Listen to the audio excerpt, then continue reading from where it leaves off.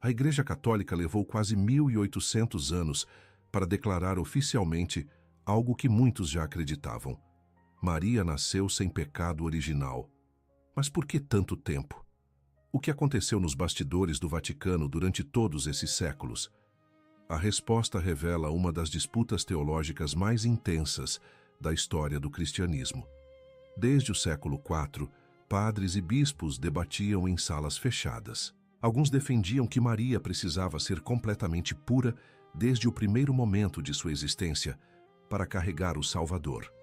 Outros argumentavam que isso seria impossível, pois todos os humanos herdam o pecado de Adão e Eva. A tensão crescia a cada século. Documentos antigos mostram reuniões acaloradas, onde teólogos brilhantes discordavam completamente uns dos outros. O mais impressionante é que até santos famosos tiveram dúvidas. Tomás de Aquino, um dos maiores pensadores católicos de todos os tempos, não conseguia aceitar a ideia. Bernardo de Claraval, conhecido por sua devoção mariana, também hesitava. Eles não negavam a santidade de Maria, mas questionavam se era possível nascer sem pecado original. Era uma questão complexa, que dividia até os mais sábios. Mas algo extraordinário estava acontecendo fora do Vaticano. O povo simples, os fiéis comuns, já veneravam Maria como a Imaculada. Em Portugal, ela se tornou padroeira oficial muito antes da declaração. Nas Américas, sua devoção se espalhou como fogo. As pessoas sentiam em seus corações uma verdade que a teologia ainda debatia. Essa fé popular pressionava a Igreja a tomar uma posição definitiva. Os franciscanos eram os grandes defensores da Imaculada Conceição. Eles juravam proteger essa crença e debatiam ferozmente com outras ordens religiosas. Durante séculos, universidades europeias se dividiram nessa questão. Professores faziam seus alunos jurarem defender uma posição ou outra. A disputa moldou a educação teológica medieval e chegou até a época moderna. No século XIX, o Papa Pio IX estava convencido. Ele consultou bispos do mundo inteiro. Enviou cartas para todos os cantos da terra perguntando: "Vocês acreditam que Maria nasceu sem pecado?" A resposta foi quase unânime. Documentos históricos mostram que apenas um pequeno grupo hesitava. A fé do povo tinha vencido o debate acadêmico. Em 8 de dezembro de 1854, na Basílica de São Pedro, o Papa declarou oficialmente: Maria foi preservada do pecado original desde o primeiro instante de sua concepção. Aquele dia encerrou 1800 anos de discussão. A Imaculada Conceição não era mais apenas uma devoção popular ou uma opinião teológica. Era agora um ensinamento oficial da Igreja. E o que aconteceu apenas 4 anos depois dessa declaração? Uma confirmação que ninguém poderia ter planejado.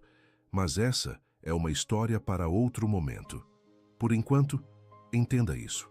Quando a verdade precisa de tempo para ser reconhecida oficialmente, não significa que ela não existia antes. Às vezes, a fé do povo enxerga primeiro o que a teologia leva séculos para confirmar. 90% das pessoas confundem Imaculada Conceição com o nascimento virginal de Jesus. É o maior mal-entendido sobre Maria na história do cristianismo. Mas a verdade é completamente diferente e muito mais profunda. A Imaculada Conceição não fala sobre como Jesus nasceu, mas sobre como Maria nasceu. Vamos esclarecer de uma vez por todas. Quando a Igreja fala em Imaculada Conceição, está dizendo que Maria foi gerada sem pecado original no ventre de sua mãe, Santa Ana. Desde o primeiro segundo de sua existência, ela estava livre da mancha que todos os outros seres humanos herdam de Adão e Eva. Isso aconteceu antes mesmo dela nascer, no momento exato em que foi concebida. Jesus nasceu de Maria Virgem, sim, mas isso é outro mistério completamente diferente.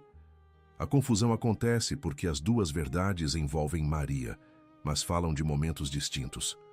O documento oficial que declarou isso em 1854 deixa tudo muito claro. O Papa explicou que Maria foi preservada imune de toda mancha do pecado original.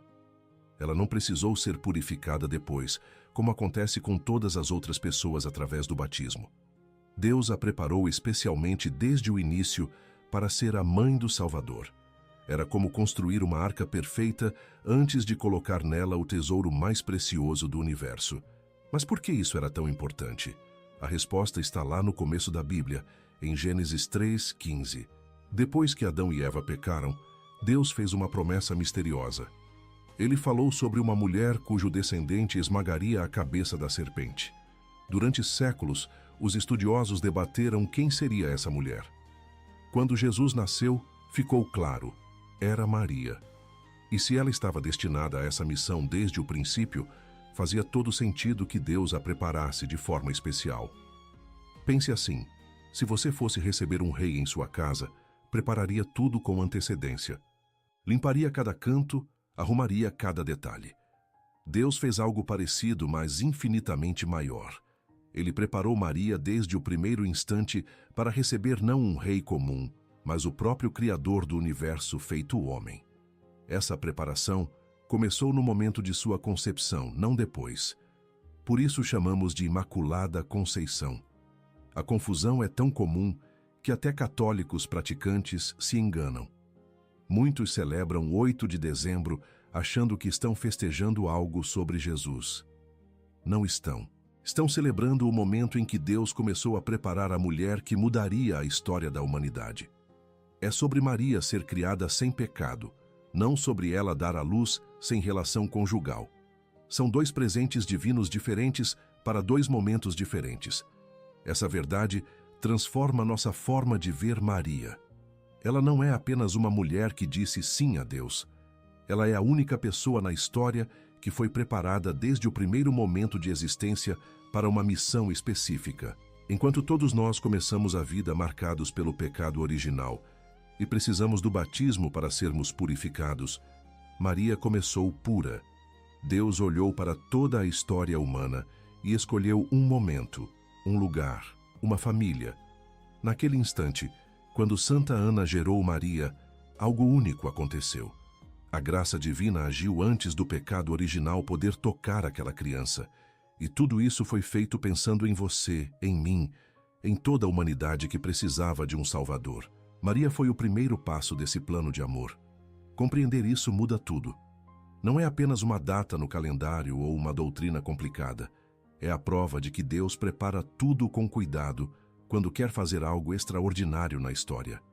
Durante séculos, 2 das ordens religiosas mais poderosas da Igreja travaram uma disputa teológica que dividiu universidades, conventos e até países inteiros.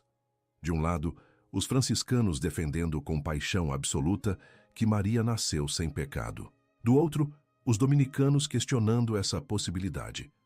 Essa rivalidade moldou a história da devoção mariana e quase rasgou a Igreja ao meio.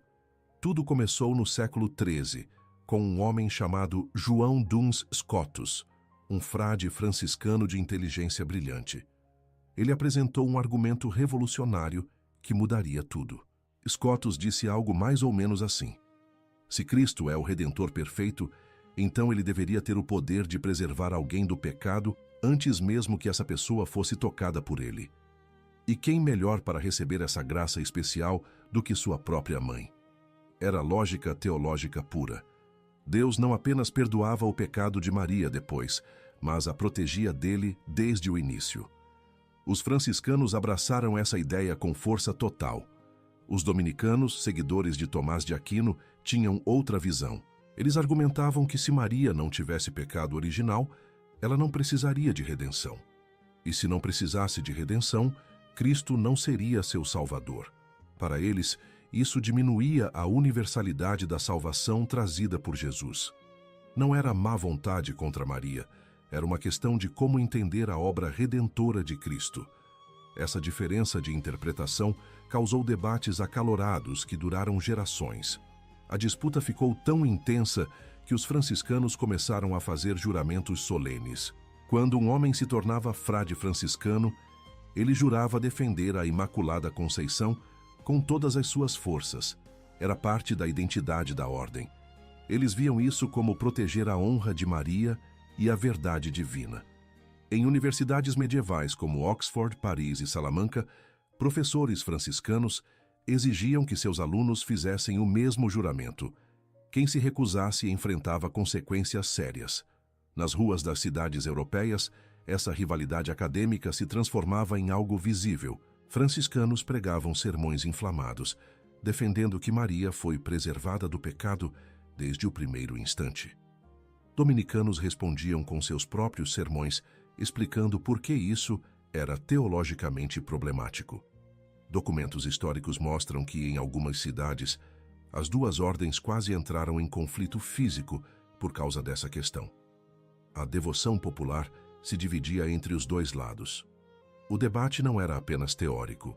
Ele envolvia o coração da fé católica e tocava algo profundo nas pessoas comuns. Se Maria era completamente pura desde o início, isso significava que Deus tinha um plano especial para ela antes mesmo dela existir. Era uma prova do cuidado divino, da preparação meticulosa para a salvação da humanidade. Os franciscanos entendiam que o povo precisava dessa esperança, dessa certeza de que Deus age com amor desde o princípio. Com o passar dos séculos, a posição franciscana foi ganhando força. Mais teólogos se convenciam do argumento de Scotus. Mais universidades adotavam a defesa da Imaculada Conceição. A devoção popular crescia imensamente, pressionando a Igreja a tomar uma decisão oficial. Quando finalmente, em 1854, o Papa declarou o dogma. Foi uma vitória monumental para os franciscanos.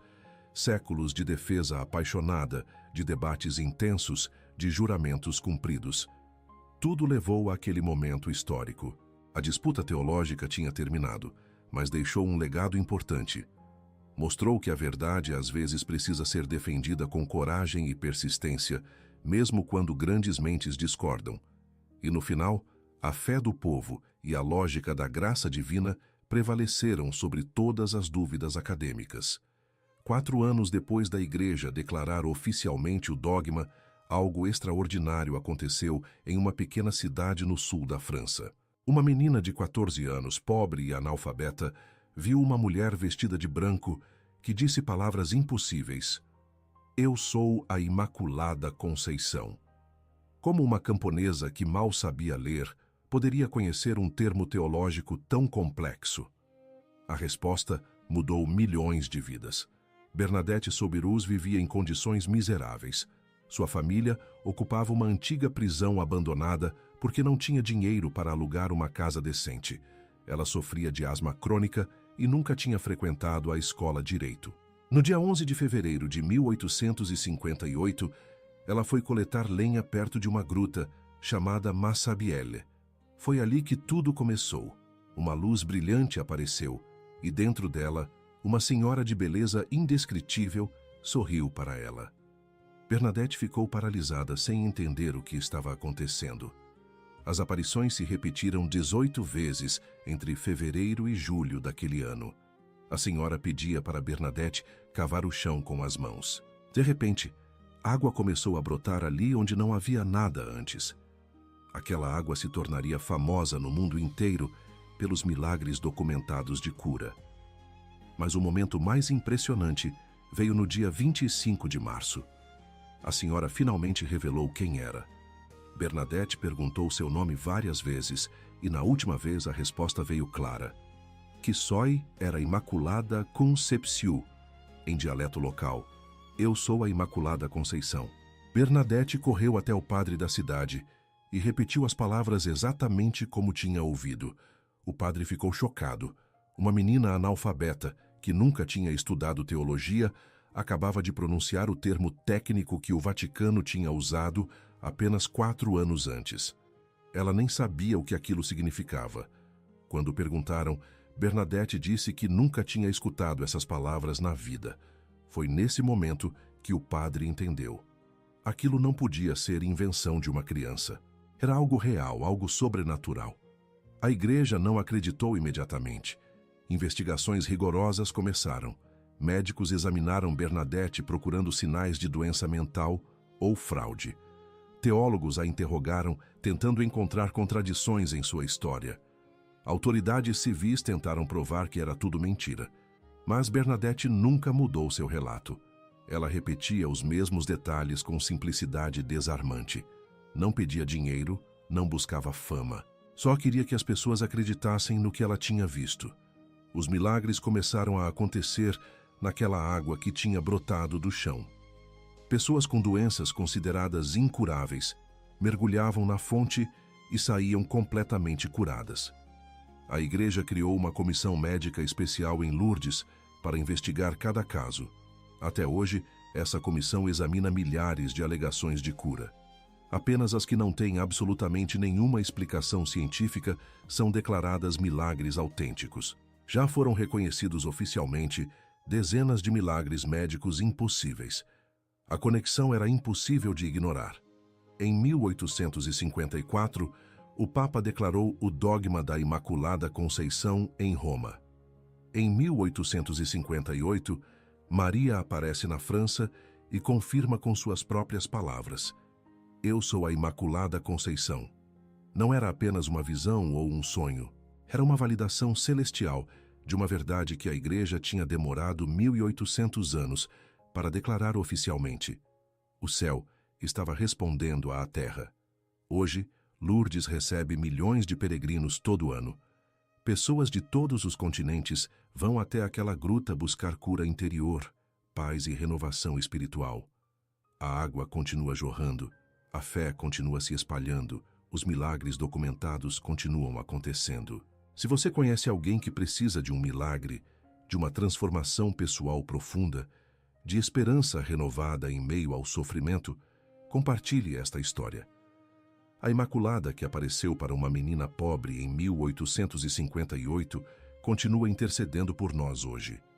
Ela mesma disse quem era e provou com sinais que ninguém pode negar.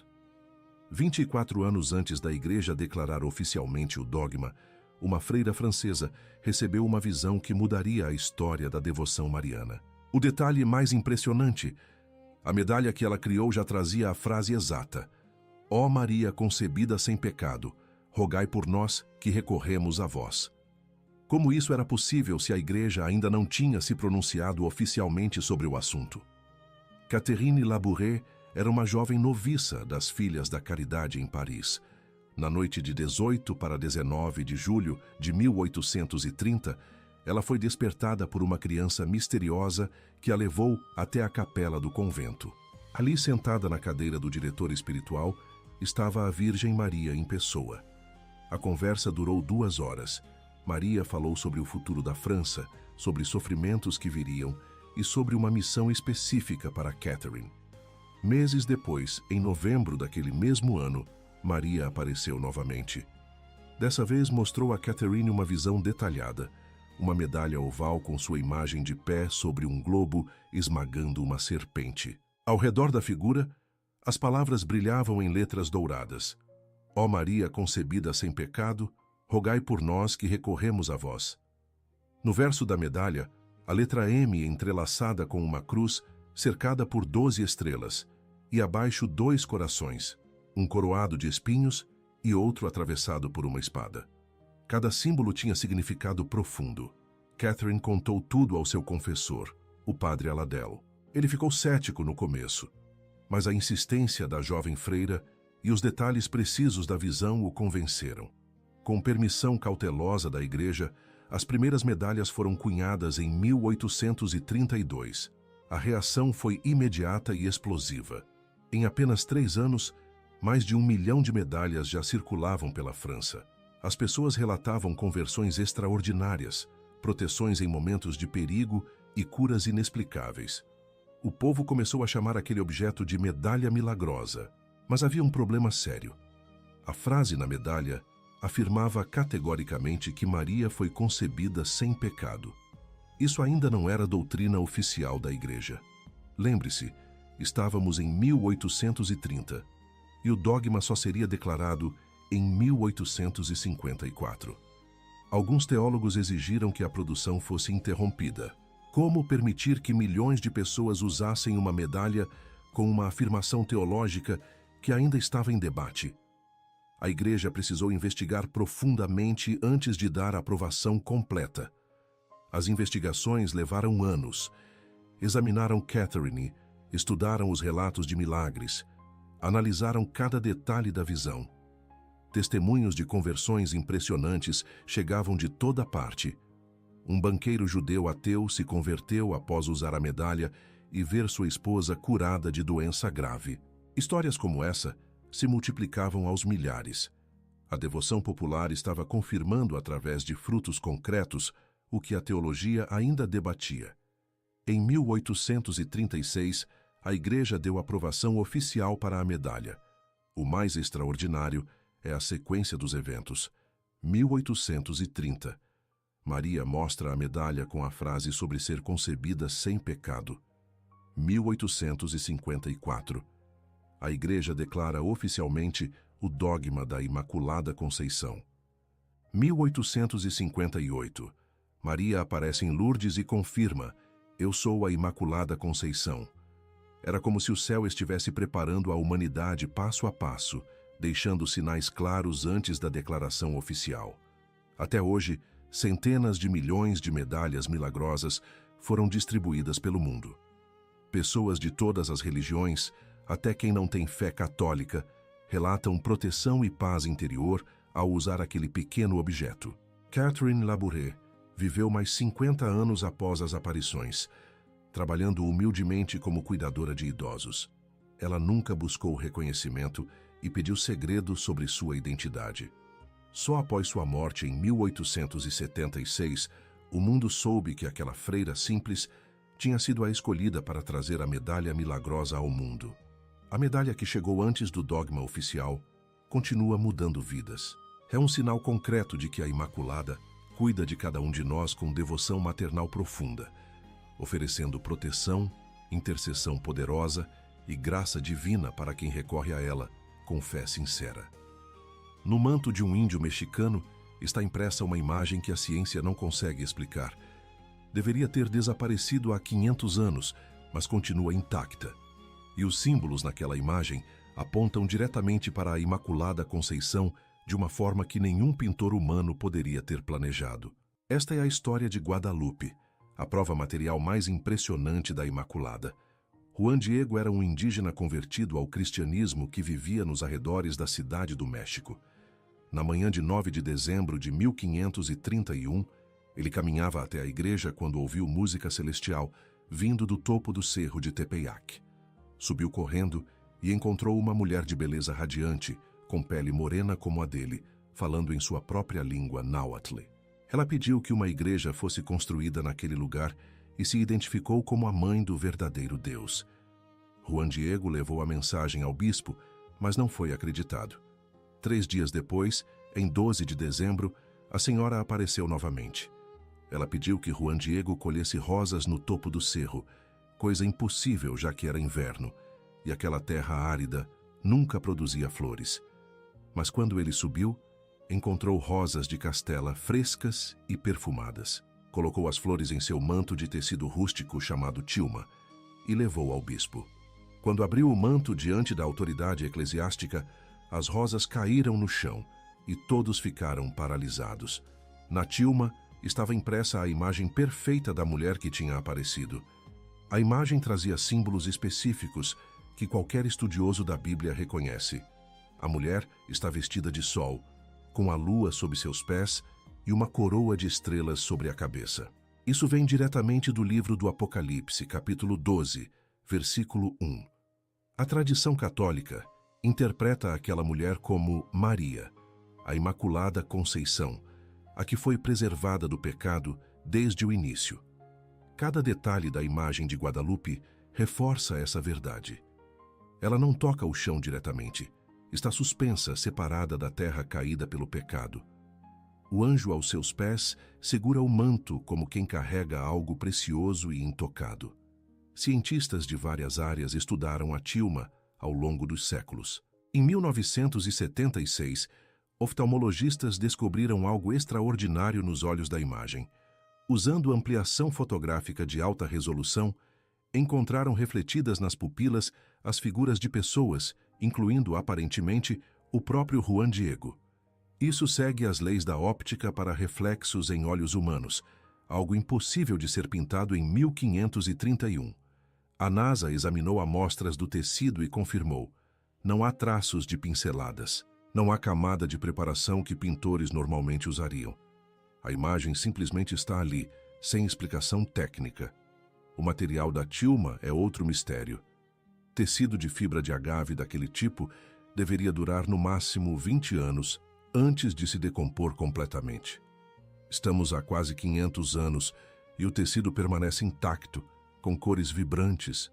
Ficou exposto durante décadas sem proteção de vidro, com velas acesas gerando fumaça e calor constantemente. Sobreviveu a um atentado com bomba em 1921 que destruiu tudo ao redor, mas deixou a imagem perfeitamente preservada. A ciência não tem explicação para essa durabilidade impossível. A conexão com a Imaculada Conceição vai além dos símbolos bíblicos. A imagem apareceu em 1531, mais de 300 anos antes da Igreja declarar o dogma oficialmente. Mas aquela representação já mostrava Maria como a mulher vestida de sol, sem mancha, preparada desde o início. Os povos nativos do México, que tinham uma religião baseada em sacrifícios sangrentos, viram naquela imagem uma mãe amorosa, pura e protetora. Milhões se converteram ao cristianismo em poucos anos. A Imaculada estava se revelando através de sinais concretos muito antes das declarações oficiais.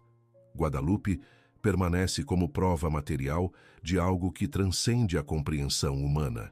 Uma imagem que não deveria existir, em um tecido que deveria ter virado pó, mostrando símbolos que apontam para a mulher preservada do pecado desde o primeiro momento.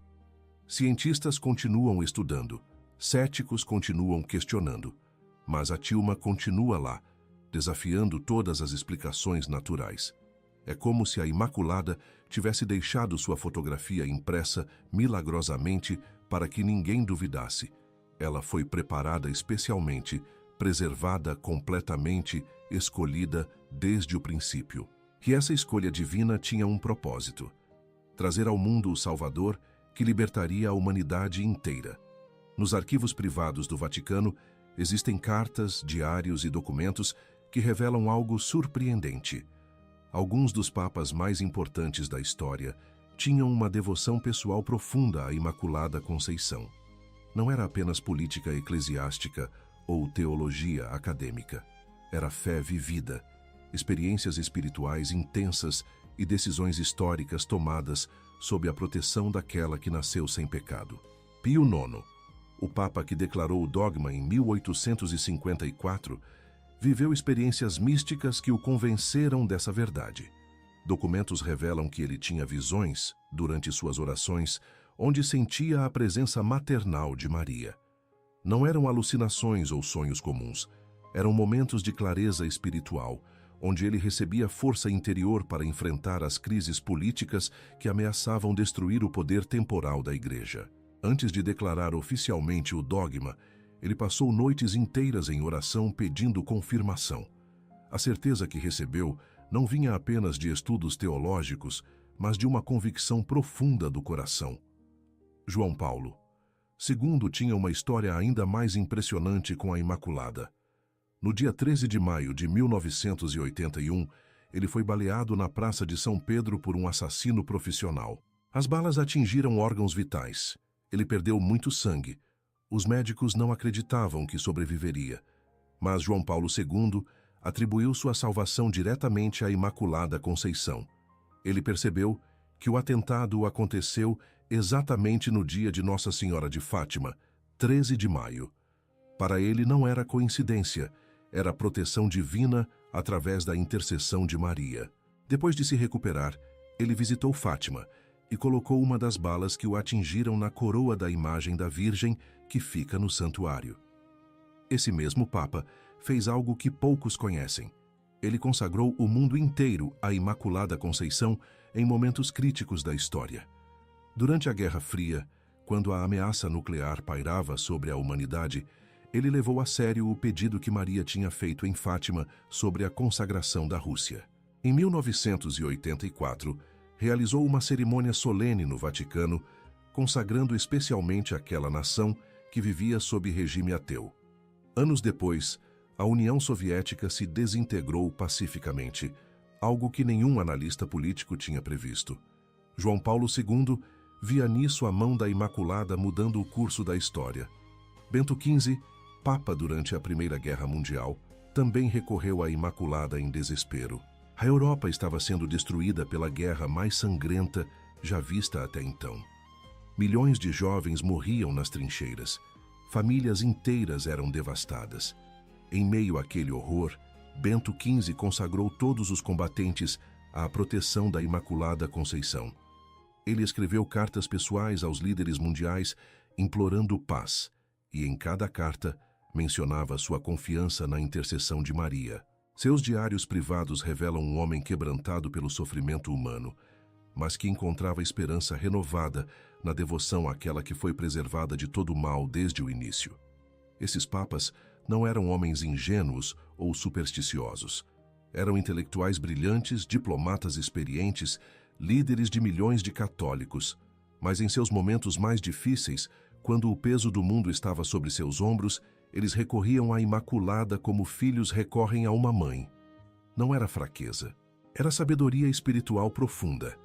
Eles entendiam que aquela mulher preparada por Deus, desde o primeiro momento, tinha um papel especial na história da salvação que continuava até hoje. As decisões papais influenciadas por essa devoção mudaram o curso da Igreja e do mundo. A declaração do dogma em 1854 fortaleceu a identidade católica em um século de revoluções e questionamentos. A consagração do mundo à Imaculada, nos momentos críticos do século XX, trouxe paz onde parecia impossível. A devoção pessoal desses líderes não ficou trancada em capelas privadas. Ela transbordou em ações concretas que tocaram a vida de bilhões de pessoas. Hoje, quando você vê um Papa honrar a Imaculada Conceição, saiba que não é apenas ritual ou tradição. É continuação de uma experiência espiritual autêntica que atravessa séculos. Cada um desses homens descobriu em sua própria jornada de fé que a mulher preservada do pecado desde o início continua intercedendo, protegendo e guiando. Eles confiaram momentos históricos cruciais à sua proteção maternal e viram frutos que nenhuma estratégia humana poderia ter produzido. A devoção à Imaculada não é apenas teologia ou sentimento piedoso. É força interior, esperança renovada e confiança em tempos impossíveis. Os papas sabiam disso por experiência própria e por isso consagraram não apenas suas vidas pessoais, mas o destino de nações inteiras àquela que Deus preparou com cuidado infinito desde o princípio dos tempos.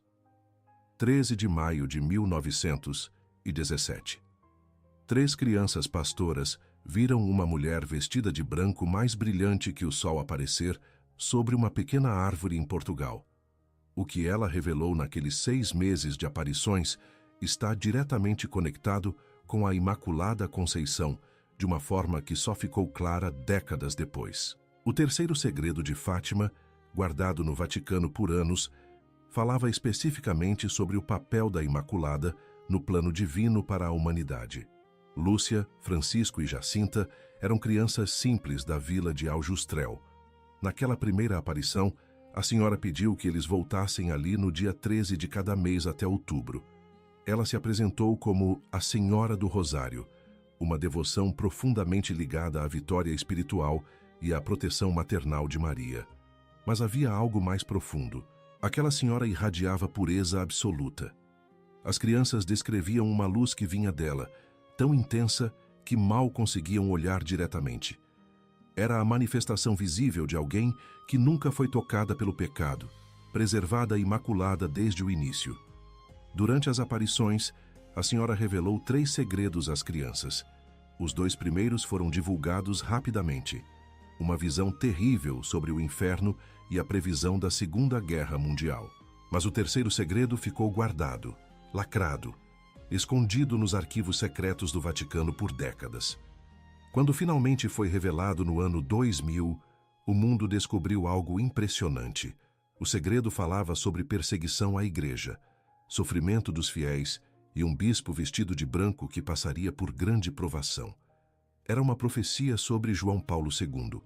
A conexão ficou cristalina quando João Paulo II foi baleado em 13 de maio de 1981, exatamente 64 anos depois da primeira aparição em Fátima, no mesmo dia 13 de maio.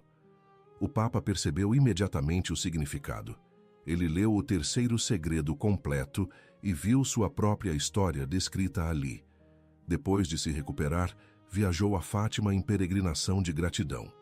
Ele atribuiu sua sobrevivência à intercessão direta da Imaculada, aquela que tinha aparecido às crianças décadas antes para avisar e proteger. Mas havia outro pedido crucial nas aparições de Fátima.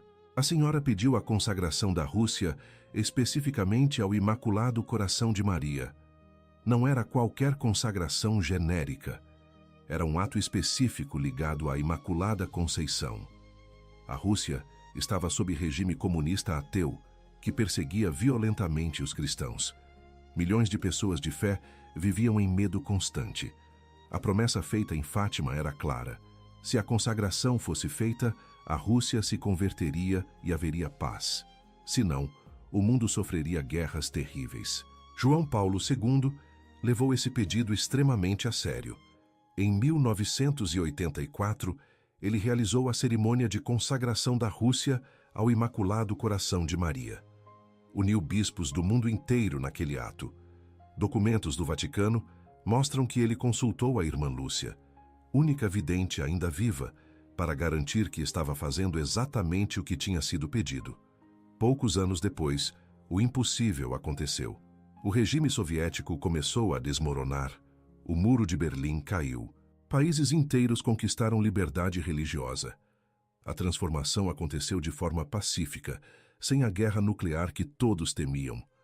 A mensagem de Fátima não era apenas sobre eventos políticos, era sobre conversão de corações, sobre famílias voltando à oração, sobre a humanidade reconhecendo sua necessidade de Deus. A senhora que apareceu ali era a mesma Imaculada Conceição que tinha se revelado em Lourdes, a mesma cuja imagem estava impressa em Guadalupe, a mesma que tinha inspirado a medalha milagrosa. Ela continuava seu papel maternal de interceder pela humanidade, especialmente em momentos de crise profunda. Hoje, quando olhamos para Fátima, vemos mais que aparições históricas. Vemos a Imaculada agindo na história concreta, mudando o destino de nações, protegendo quem recorre a ela, cumprindo promessas específicas.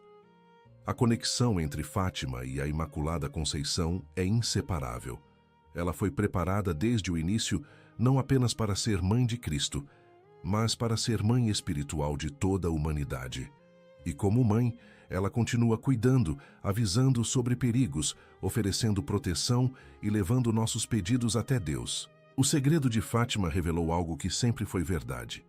A mulher preservada do pecado, desde o primeiro momento, continua lutando pelos filhos que Deus lhe confiou. E quando confiamos em sua intercessão poderosa, impossíveis se tornam realidade. A Igreja não escolheu a data de 8 de dezembro por acaso para celebrar a Imaculada Conceição. Existe uma matemática espiritual perfeita, escondida nessa escolha, que a maioria das pessoas nunca percebeu. Quando você entende o significado por trás dessa data específica, tudo sobre a Imaculada ganha uma profundidade nova e impressionante. 8 de dezembro está exatamente 9 meses antes de 8 de setembro. E 8 de setembro é a data em que a Igreja celebra o nascimento de Maria. Percebe o que isso significa?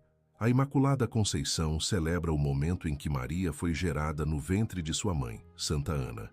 9 meses depois, ela nasceu. É a mesma contagem natural de uma gravidez humana. A Igreja está marcando no calendário o instante exato em que aquela vida começou, livre do pecado original desde o primeiro segundo de existência. Essa precisão calendárica não é coincidência nem simbolismo vago. É teologia expressa em datas concretas. Quando celebramos o Natal em 25 de dezembro, estamos festejando o nascimento de Jesus. 9 meses antes, em 25 de março, a Igreja celebra a Anunciação, quando Maria concebeu Jesus pelo Espírito Santo. O mesmo padrão se repete com Maria. A concepção em 8 de dezembro, o nascimento em 8 de setembro. Deus respeita as leis naturais que Ele mesmo criou, mesmo quando age de forma sobrenatural. O número 8 tem significado profundo na tradição cristã que vai além da simples contagem. Na Bíblia, o número 8 representa novo começo, ressurreição e vida renovada. Noé e sua família, 8 pessoas, saíram da arca para recomeçar a humanidade após o dilúvio. Jesus ressuscitou no 8º dia, se contarmos a partir da entrada triunfal em Jerusalém. O batismo era feito tradicionalmente em piscinas octogonais porque representava o início de uma vida nova em Cristo. Maria, concebida imaculada em 8 de dezembro, representa o novo começo da humanidade redimida. Os documentos litúrgicos antigos explicam que essa data foi escolhida depois de séculos de celebração local em diferentes regiões. No Oriente Cristão, já no século VIII, algumas igrejas celebravam a concepção de Maria em datas próximas a essa. No Ocidente, a festa se espalhou na Idade Média. Quando o Papa Pio IX declarou o dogma oficialmente em 1854, ele o fez exatamente no dia 8 de dezembro. Não era apenas para coincidir com a festa já existente, era para marcar aquele momento específico do ano como o dia em que a verdade sobre a Imaculada se tornou ensinamento oficial. Essa data se tornou feriado nacional em vários países católicos ao redor do mundo. Em lugares como Itália, Portugal, Espanha, Argentina e Filipinas, 8 de dezembro é dia de parar o trabalho e celebrar. Famílias inteiras vão às igrejas, procissões enchem as ruas. As pessoas renovam sua consagração à Imaculada. Não é apenas tradição cultural vazia, é reconhecimento de que aquele dia marca algo fundamental para a fé católica.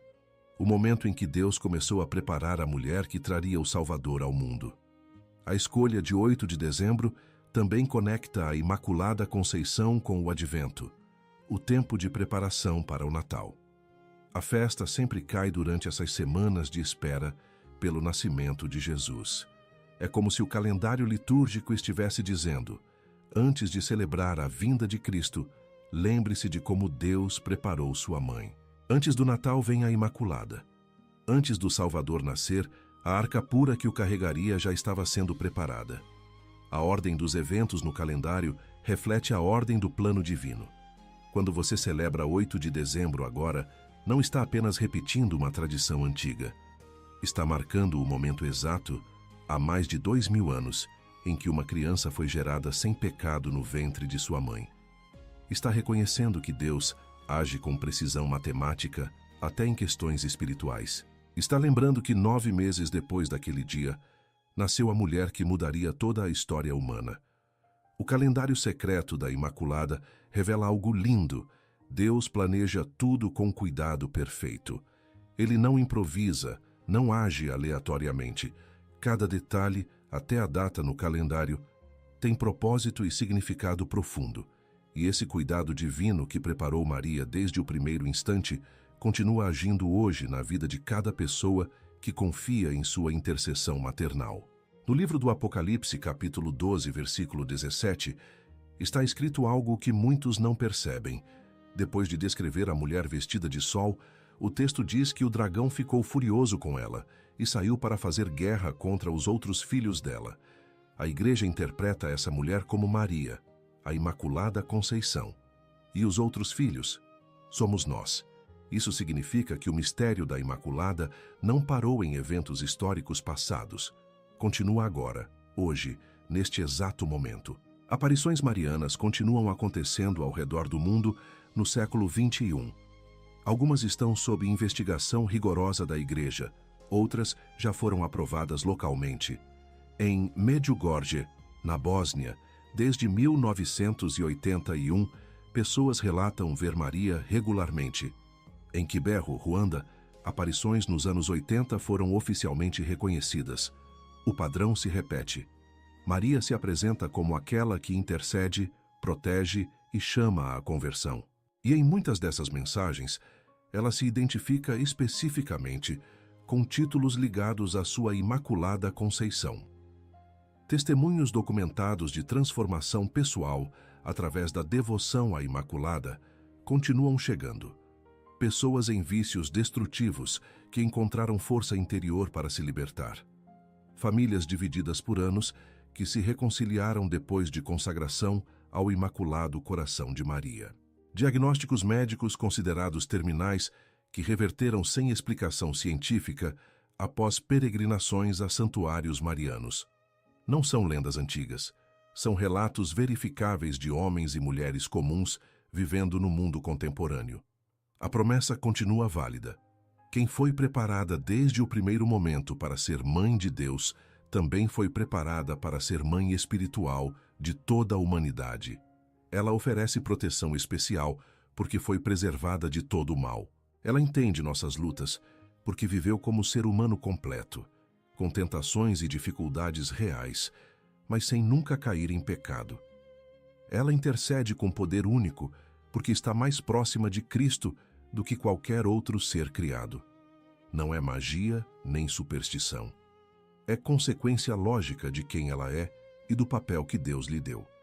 Como você pode experimentar essa realidade de forma prática? Primeiro, entenda que consagrar-se à Imaculada não significa adorá-la como se ela fosse divina. Significa reconhecer que Deus escolheu usar aquela mulher preservada do pecado como canal privilegiado de graças. É confiar seus pedidos, suas lutas, seus entes queridos à intercessão dela. Você pode fazer isso de forma simples, dedicar alguns minutos por dia para rezar pedindo que ela leve suas necessidades até Jesus.